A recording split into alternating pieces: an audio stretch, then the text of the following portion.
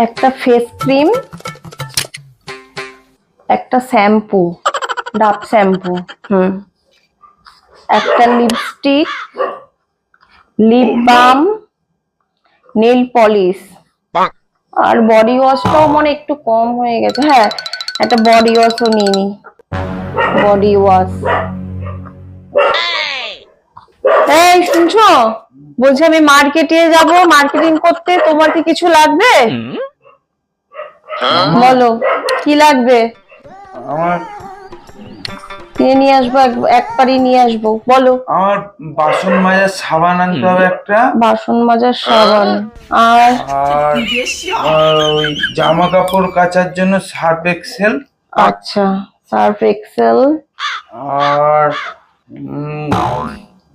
ওই বলছিলাম এই ঝাঁটাটা না ছোট হয়ে গেছে, নতুন ঝাঁটা আনতে হবে।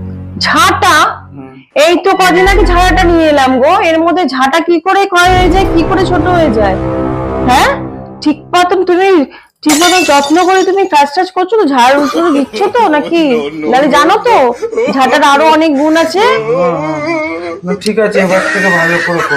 সাধ্যের মতন যত্ন সহকারে ঝাঁটাটা দিয়ে ঝাড় দেবে। আর বলছি কি, পায়খানা পরিষ্কার করা হারপিক আনতে হবে। না থাক থাক, হারপিক আনতে হবে না, আমি অন্য হারপিক মাঝে ওটা ঠিক আছে তাই বলো। আর পারি না আমি কেন